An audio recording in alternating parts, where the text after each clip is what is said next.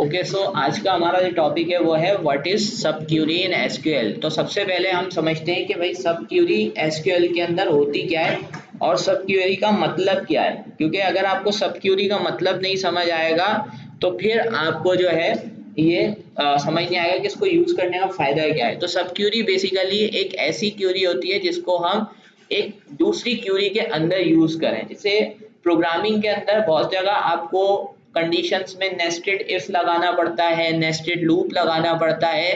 तो सब क्यूरी को आप नेस्टेड क्यूरी भी कह सकते हैं, ऐसी क्यूरी जो कि एक क्यूरी के अंदर बनती है जिसको हम क्या कहेंगे, नेस्टेड क्यूरी या सब क्यूरी कहेंगे।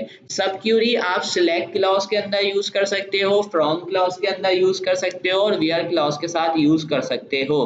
आपकी जो सब क्यूरी है उसको आप select, insert, update, delete statement और किसी अदर क्यूरी सब क्यूरी के अंदर भी यूज कर सकते हो।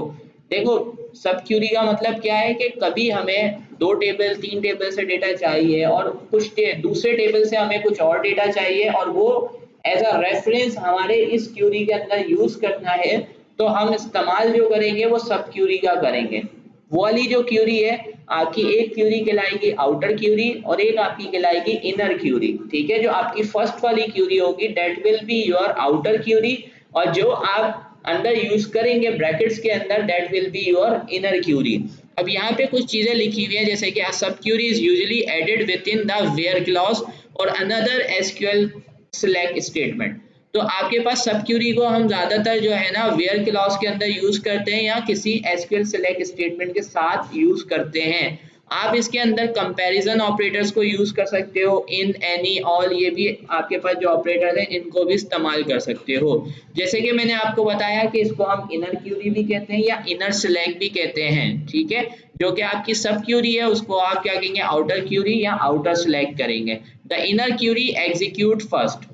एक चीज याद रखना कि आपके पास जो आपकी इनर क्यूरी होती है वो पहले रन होगी, हमेशा जो इनर क्यूरी होगी वो पहले रन होगी और उसका जो रिजल्ट आएगा वो फिर आउटर क्यूरी को लेकर आएगा, आउटर क्यूरी से रिजल्ट प्रोड्यूस करके आपको लाकर देगा।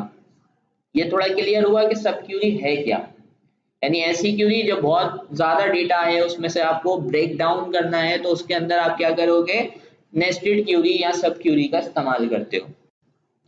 अब ये इसका बिल्कुल सिंपल सा सिंटेक्स लिखा हुआ है कि जैसे कि आपने लिखा सिलेक्ट, उसके बाद सिलेक्ट के बाद आप बताते हैं स्टैटिक या जो भी आपको चीजें यानी आपको कॉलम्स वगैरह इंक्लूड करने हैं वो लिखेंगे, फ्रॉम, टेबल, वेयर। वेयर के बाद यहाँ पे आपका ऑपरेटर आ जाएगा, इक्वल टू है या जो भी आपकी एक्सप्रेशन है आपको जो भी चेक करना है। उसके बाद ये जो आपके पास यहाँ पे रेड कलर से हाईलाइट हुआ है बॉक्स, ये आपकी कहला रही है आपकी इनर क्यूरी। ये क्या कहलाएगी, आपकी इनर क्यूरी। तो यहाँ पे देखिए लिखा हुआ भी है द सब क्यूरी और inner query execute once before the main query execute the main query use the सब क्यूरी रिजल्ट। जो आपकी मेन क्यूरी है वो जो इससे रिजल्ट आया है उसके ऊपर रन होगी और उससे फिर रिजल्ट लाकर आपको देगी। कुछ आपके पास जर्नल रूल्स हैं जब आप किसको यूज करते हैं, सब क्यूरीज का इस्तेमाल करते हैं। वो रूल्स क्या है कि आप पहले सिलेक्ट लिखेंगे, अगर आपके पास डिस्टिंक्ट है तो आप डिस्टिंक्ट लगाएंगे, फिर आप फ्रॉम टेबल या कोई व्यू का नेम देंगे, जो भी आपके अगर मल्टीपल टेबल्स हैं तो वो देंगे, फिर वेयर आएगा, फिर ग्रुप बाय आएगा और उसके बाद हैविंग आएगा लास्ट में। मतलब ये इसकी फॉर्मेशन है। मतलब अगर आपके सब क्यूरी के अंदर या आपकी क्यूरी के अंदर आप ये सारे ऑपरेटर्स का इस्तेमाल कर रहे हैं तो आपको ऑर्डर और रूल बताया जा रहा है कि कौन सा जो आपके पास है ऑपरेटर है या जो भी क्लॉज है वो पहले आएगा या बाद में आएगा। ग्रुप आए और हैविंग लास्ट में आएंगे, उससे पहले वेयर आएगा, उससे पहले क्या आएगा, वेयर आएगा। सब क्यूरीज की कुछ गाइडलाइंस है। अ सब query must be enclosed in parenthesis, यानी जो आपकी इनर क्यूरी है वो किसी ना किसी यानी उसका पैरेंथेसिस में होना लाजमी है। यानी ऐसा नहीं है कि आपने वेयर के बाद डायरेक्ट लिख दिया सिलेक्ट फ्रॉम, आप उसको पैरेंथेसिस के अंदर लिखेंगे। ठीक है, अ सब query must be placed on the right side of the comparison operator. जैसे हम कंपैरिजन करते हैं तो हम पहले ऑपरेटर लिखते हैं, उसके बाद वो जिससे कंपेयर करना है वो चीज लिखते हैं। तो यहाँ पर भी यही बताया जा रहा है कि कंपैरिजन ऑपरेटर यानी इक्वल टू, ग्रेटर देन पहले लिखेंगे और उसके बाद आपके पास क्या आएगा, आपका जो है ना सब क्यूरी आएगी। ठीक है, इसके बाद sub queries can not manipulate their result internally, therefore order by clause can not be added into a सब क्यूरी। तो यानी आपकी सब क्यूरी जो है अपने रिजल्ट को इंटरनली जो है मैनिपुलेट नहीं कर सकती, इसी वजह से यहाँ पे हम ऑर्डर बाय क्लोज को यूज नहीं कर सकते। You can use N order by close in the main select, यानी आप आउटर क्यूरी में तो इस्तेमाल कर सकते हो, लेकिन आप इनर क्यूरी के अंदर ऑर्डर बाय का इस्तेमाल नहीं कर सकते। Use single row operator with single row sub queries, अगर आप single row sub curies use कर रहे हैं जो आपको सिंगल रो पे काम करके दे रही हैं, तो आप फिर सिंगल रो ऑपरेटर्स का इस्तेमाल करेंगे जो आपको सिंगल रो रिटर्न करते हैं। इफ अ सब Curie returns a null value to the outer value, the outer query will not return any rows. ठीक है, यानी ये ऑब्वियस है कि अगर आपकी जो इनर क्यूरी है उसने किसी वजह से नल रिटर्न किया, यानी आपने कोई इनर क्यूरी लिखी और उस इनर क्यूरी ने आपके पास क्या प्रोड्यूस किया, नल प्रोड्यूस किया, तो ऑटोमेटिकली आपकी आउटर क्यूरी जो है वो कोई भी रिजल्ट प्रोड्यूस नहीं करेगी। हमारे पास कुछ टाइप्स होती हैं सब क्यूरीज की। सबसे पहली जो टाइप है वो है सिंगल रो सब क्यूरी। अब ये क्या होती है, ये ऐसी क्यूरीज होती है जो कि रिटर्न 0 और 1 रो, यानी ये आपको या तो 1 रो या 0 रो रिटर्न करेंगी। फिर हमारे पास आती है मल्टीपल रो सब क्यूरी, रिटर्न 1 और मोर रोज। जब आपके पास एक या एक से ज्यादा रो रिटर्न होती है वो आपकी कहलाती है मल्टीपल रो सब क्यूरी। मल्टीपल कॉलम सब curies, return 1 or more column, यानी ऐसी सब क्यूरी जो एक से ज्यादा कॉलम्स रिटर्न करें वो आपकी मल्टीपल कॉलम सब क्यूरीज कहलाती हैं। फिर आपके पास आती है को रिलेटेड सब curies, reference 1 or more columns in the outer SQL statement, the सब Curie is known as a correlated subquery because the subquery is related to the outer SQL statement।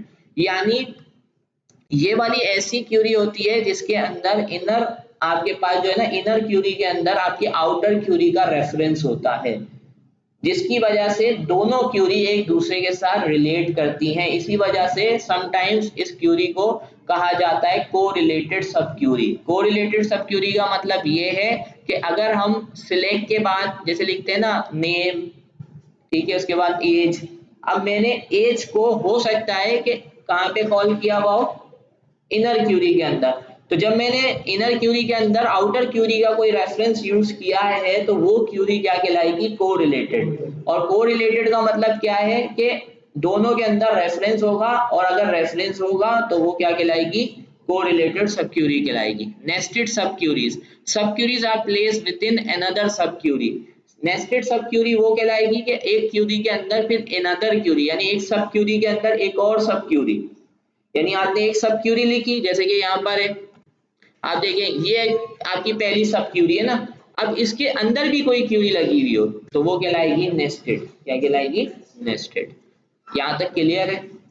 सब क्यूरीज क्या है, टाइप्स देख ली, कुछ guidelines. अब थोड़ा सा practical की तरफ आते हैं। तो सबसे पहले जो हम प्रैक्टिकल करेंगे वो हम करेंगे सिंगल रो सब क्यूरीज का।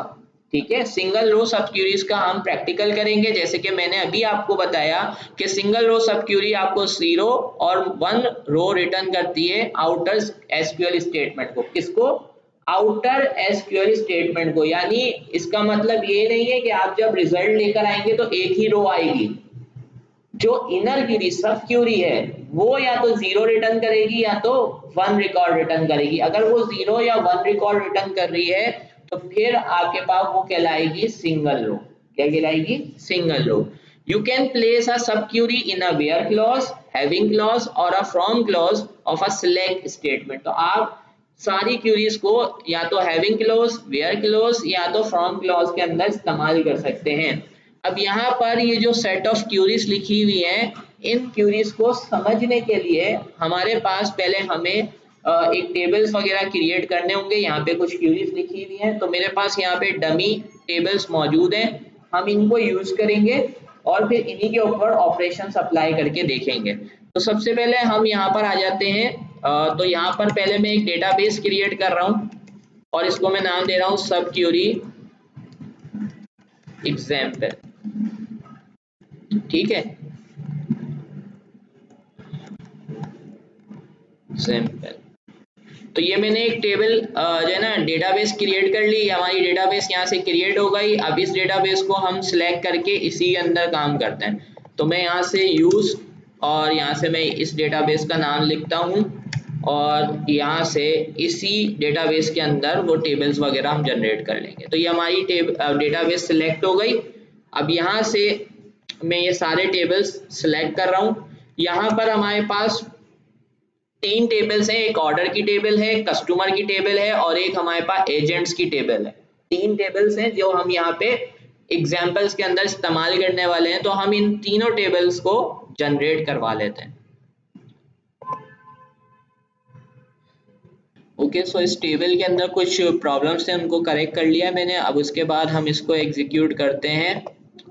तो ये हमारी सारी क्यूरीज यहाँ पर एग्जीक्यूट हो गई हैं। एक दफ़ा इसको रिफ्रेश करते हैं यहाँ पे ब्राउज़र को और यहाँ पे डेटाबेस में आते हैं और यहाँ पर आप देखते हैं मेरे पास डेटाबेस क्रिएट हो गई होगी सब क्यूरी एग्जाम्पल के नाम से।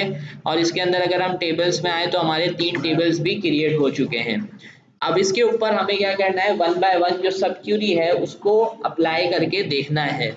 तो सबसे पहली सब क्यूरी है, उसके अंदर हमारे पास क्या है कि हम एजेंट के टेबल को यूज कर रहे हैं। अब हमारा फोकस ये है कि हमें एक ऐसी क्यूरी लिखनी है जिसके अंदर हमें क्या करना है, वो सारे जो है ना एजेंट्स, ठीक है, चाहिए जिनका नाम क्या है, एलेक्स है, यानी जिनका नाम क्या है, एलेक्स है। तो अब हम क्या बोल रहे हैं, तो आप क्या करो, देखो यहाँ पर यहाँ से वो क्या निकाल रहा है, देखो हमें एग्जैक्टली पता है कि हमारे पास एक ही एलेक्स नाम का एजेंट है, सिंगल रो। अब इसको समझो, यहाँ पे इसने बोला select agent name, agent code, phone number from agents where agent code equals to. अब अगर आपको डायरेक्टली एजेंट का कोड पता है तो आप यहाँ पे एजेंट का कोड लिख के ये क्यूरी एग्जीक्यूट कर सकते हो। बट आपको एजेंट का कोड नहीं पता, आपको एजेंट का नेम पता है। आपको एजेंट का क्या पता है, सिर्फ नेम पता है।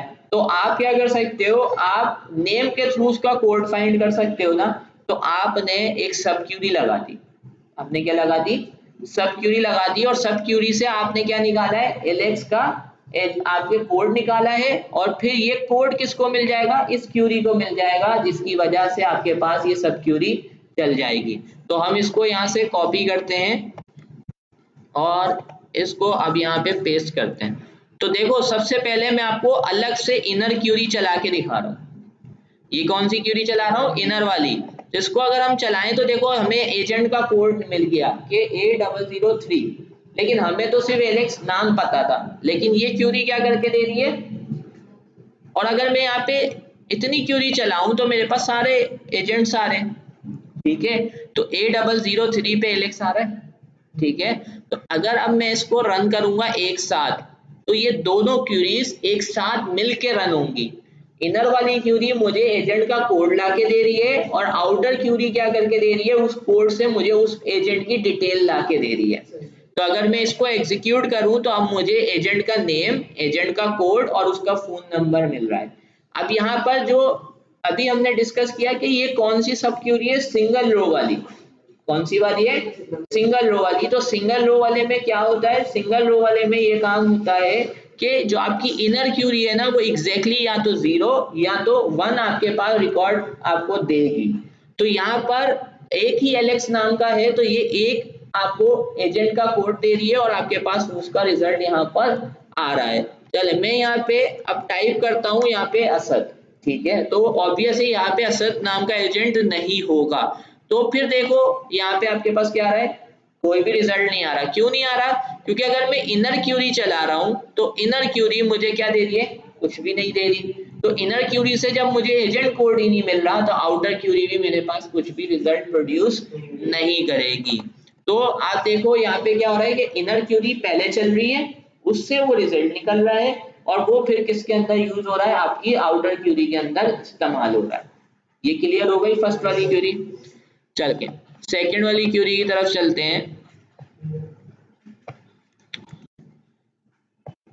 यहाँ पे मैं इसको कॉपी कर लेता हूं और उसके बाद आपको समझाता हूं।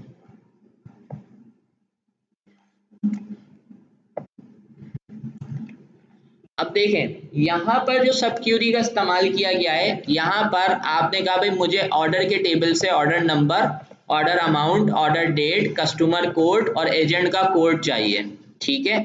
मैंने इतनी क्यूरी चला दी तो मुझे ऑर्डर नंबर मिल गया, सब चीजें मिल गई। लेकिन मैं ये कह रहा हूं कि जहां पे ऑर्डर अमाउंट क्या हो, ऑर्डर अमाउंट ग्रेटर देन हो जाए। किसके ग्रेटर देन हो जाए? उन ऑर्डर्स के जो के 20 अप्रैल 2008 को किए गए हैं। देखो पहले हमने इनर क्यूरी चला के दिखाऊं तो इनर क्यूरी से क्या हो रहा है, आपको इनर क्यूरी से सिर्फ एवरेज मिल रहा है। अब एवरेज भी आपको पता है कि एग्रीगेट फंक्शन में आता है, तो एवरेज कर रहे हैं तो एवरेज भी एक सिंगल वैल्यू देगा, मल्टीपल वैल्यूज तो देगा नहीं। तो इसका मतलब ये है कि एग्रीगेट फंक्शंस को हम इस्तेमाल कर सकते हैं सिंगल रो सब क्यूरीज के अंदर। सम है, एवरेज है, काउंट है, उनको हम इस्तेमाल कर सकते हैं। तो यहाँ पे हमने कहा सिलेक्ट एवरेज ऑर्डर अमाउंट। अब यहाँ पे ऑर्डर अमाउंट का एवरेज निकालो उन ऑर्डर्स का जिनकी डेट किसके बराबर हो, ठीक है 20 अप्रैल के बराबर है। तो उनका इसने बता दिया क्या आ रहा है, यहाँ पे 2500 उनका एवरेज निकल रहा है। और यहाँ पर अब 2500 मिल गया इसकी जगह, यानी अब आप समझो अगर आप इसको हटा दो तो यहाँ पे ग्रेटर देन के बाद इसको क्या मिल रहा है, 2500 मिल रहा है इस क्यूरी से। तो अब ये क्यूरी कैसे चलेगी, वो सारे ऑर्डर आ जाएंगे जिनका ऑर्डर अमाउंट 2500 से ज्यादा है, जिनका ऑर्डर अमाउंट क्या है 2500 से ज्यादा है। अब ये आपको 20 अप्रैल वाले काउंट करके नहीं दे रहा, ये सारे ऑर्डर्स चला रहा है, लेकिन एवरेज कहां से निकाल रहा है, 20 अप्रैल वाले से निकाल रहा है। तो अगर हम इसको एग्जीक्यूट करेंगे तो वो सारे ऑर्डर्स आ जाएंगे जिनकी ऑर्डर अमाउंट 2500 से ज्यादा है। जैसे कि मैंने आपको कहा था कि हम लोग क्या कर सकते हैं, ऑर्डर बाय इसके अंदर इनर क्यूरी में इस्तेमाल नहीं कर सकते, बट आउटर क्यूरी के अंदर हम कर सकते हैं। तो हमने कहा भाई ऑर्डर बाय कर दो, किसकी बेसिस पे, ऑर्डर आपके पास जो अमाउंट है उसकी बेसिस पे कर दो। तो अब हम चला के देखते हैं कि क्या हमारे पास, अभी देखो ये सॉर्टेड नहीं है ना, तो अब अगर मैं एग्जीक्यूट करता हूं तो ये देखो सॉर्ट हो गया, पहले 3000 वाले आ गए, फिर 3500 वाले आ गए, फिर 4000 वाले आ गए। आप इसको डेट के हिसाब से भी कर सकते हो कि पहले जो नेक्स्ट डेट के आपके पास पहली डेट के हैं वो आए, फिर आपके पास नेक्स्ट डेट के आए, तो उससे भी आप इसको क्या कर सकते हो, ऑर्डर बाय। लेकिन ऑर्डर बाय किस पे चलाना है, आउटर क्यूरी के ऊपर, इनर क्यूरी के ऊपर वो वर्क नहीं करेगा।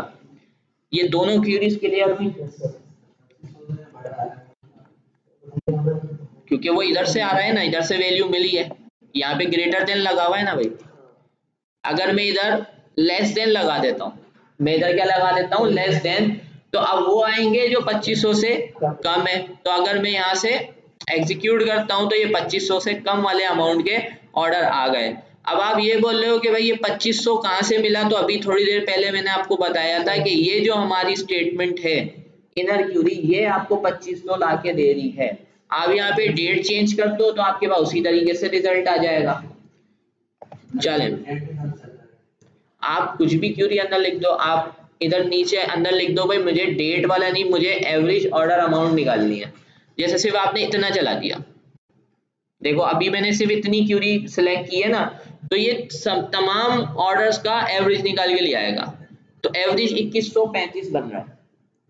तो इसके बाद फिर आप यहाँ पे ऑपरेटर से बता रहे हो कि आपको इससे बड़े अमाउंट के ऑर्डर चाहिए या इससे छोटे अमाउंट के ऑर्डर चाहिए, ये आप बता रहे हो।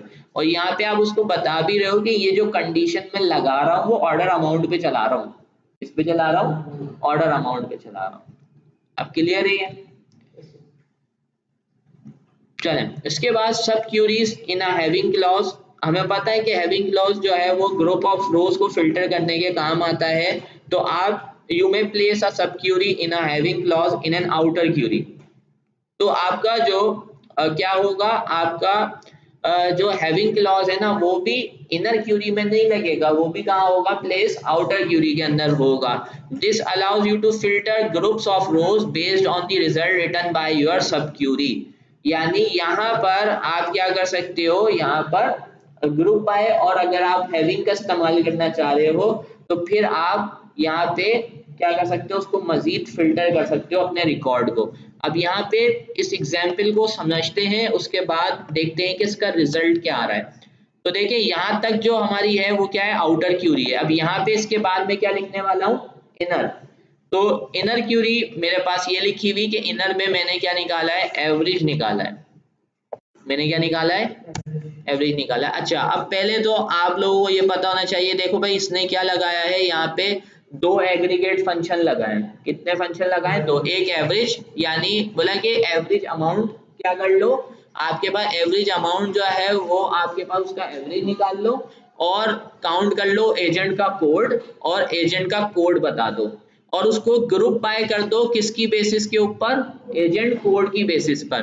तो अगर हम सिर्फ इतनी क्यूरी चलाते हैं, कितनी क्यूरी चलाते हैं, यहाँ तक ग्रुप बाय तक, तो आप देखो मुझे क्या मिल रहा है, यहाँ पे एवरेज अमाउंट मिल रहा है, यहाँ पे मुझे क्या मिल रहा है, एजेंट का कोड मिल रहा है, यानी काउंट मिल रहा है कि उस ऑर्डर उस अमाउंट के कितने ऑर्डर हैं और यहाँ पे मुझे क्या मिल रहा है, ग्रुप करके दे रहा है कि किस एजेंट के कितने ऑर्डर हैं। देखो ये बता रहा है कि एजेंट कोड जो है A001 जो है उसका एक ही ऑर्डर है और उसका ऑर्डर अमाउंट एवरेज अमाउंट कितना बन रहा है 800। A002 के कितने ऑर्डर्स हैं 7 और उसका अमाउंट ये बन रहा है, ठीक है। A003 उसके 2 ऑर्डर हैं, तो सबके ऑर्डर भी बता रहे हैं कि उसने कितने ऑर्डर किए हैं और उनकी एवरेज अमाउंट बता रहा है कि उनकी एवरेज अमाउंट क्या निकल रही है। आप इसको मजीद बेहतर करने के लिए आप इसमें एज लगा के आप बोल सकते हो एवरेज अमाउंट और यहाँ पे आप यूज कर सकते हो एज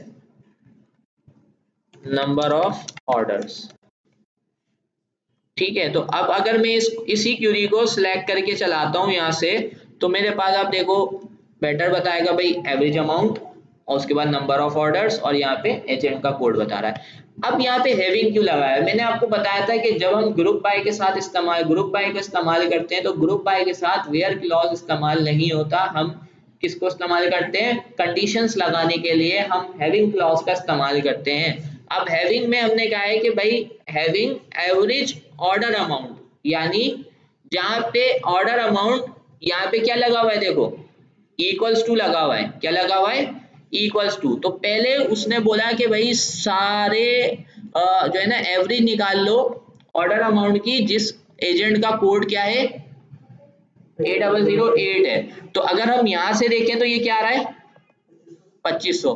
तो जरा हम इसको अलग से सेपरेटली चला के देखते हैं कि क्या ये यही रिजल्ट दे रहा है।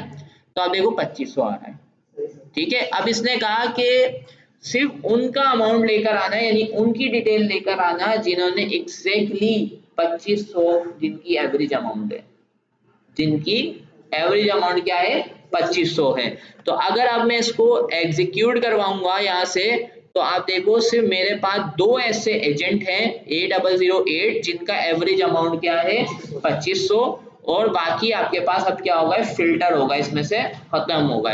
अब देखो यहाँ पे 2 इसलिए आए क्योंकि मैंने इक्वल्स टू की साइन लगाई थी। अगर मैं यहाँ पर ग्रेटर देन की साइन लगा दूं तो वो सारे आ जाएंगे जिनका एवरेज अमाउंट 2500 से ज्यादा है। तो अगर हम इसको ग्रेटर देन करके चेक करते हैं तो अभी भी मेरे पास कितने आ रहे हैं 2 आ रहे हैं। अब 2500 से ज्यादा वाले आ रहे हैं, 2500 इसमें इंक्लूड नहीं हुआ। अगर मैं यहाँ पे ग्रेटर देन इक्वल्स टू लगा दूंगा तो मेरे पास क्या हो जाएगा, अब 4 आ जाएंगे, 2 2500 वाले भी आ जाएंगे और 2500 से बड़े वाले भी जो है आपके पास जिनका एवरेज अमाउंट है वो भी यहाँ पर आ जाएंगे।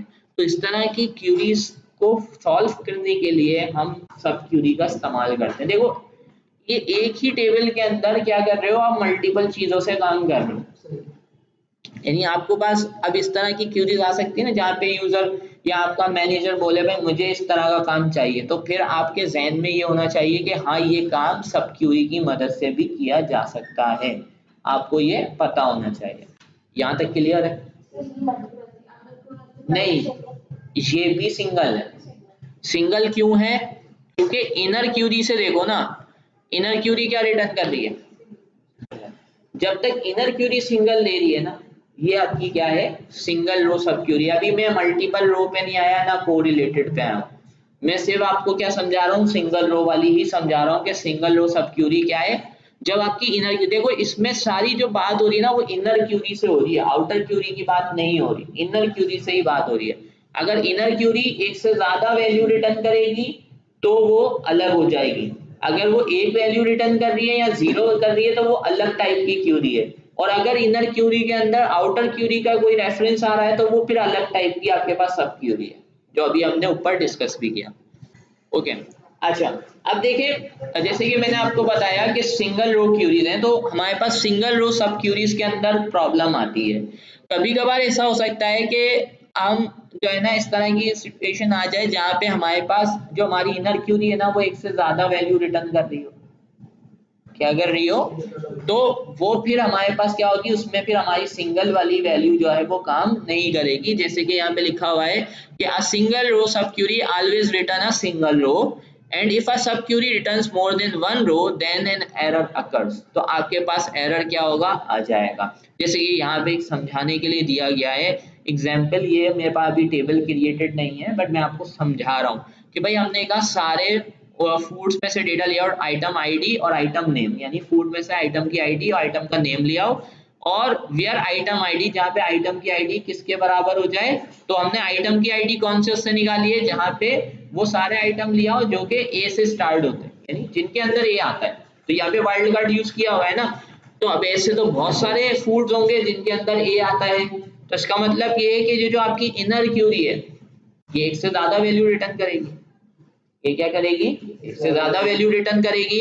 जब ये एक से ज्यादा रिटर्न वैल्यू करेगी तो आपकी जो है इक्वालिटी ऑपरेटर जो है ना, ये आपका जो ग्रेटर देन है वो एक से ज्यादा जो है ना रोज के ऊपर काम नहीं कर सकता, क्योंकि देखो कंडीशन लगा रहे हो आप, अब कंडीशन जब आप लगा रहे हो तो आपने अगर दो वैल्यूज दे दी तो उसको कैसे पता चलेगा कि भाई दो वैल्यूज पे कैसे काम करूं, ये भी चेक करना है। तो आपको याद होगा कि हमारे पास डिफरेंट टाइप्स के ऑपरेटर आते हैं, एंड और नॉट, अगर हमें एक से ज्यादा चीजों को चेक करना होता है तो फिर हम देखेंगे कि क्या उस चीज को कैसे सॉल्व किया जाता है, क्योंकि वो बन जाएगी आपके पास मल्टीपल रो सब क्यूरी। यानी जब आपकी इनर क्यूरी ने एक से ज्यादा वैल्यू रिटर्न कर दी तो वो फिर सिंगल रो सब क्यूरी नहीं रहेगी, उसके लिए फिर हमें कौन सा कॉन्सेप्ट अप्लाई करना पड़ेगा, मल्टीपल सब रो क्यूरी का इस्तेमाल करना पड़ेगा, और उसको फिर हम देखेंगे वो कैसे अप्लाई करते हैं।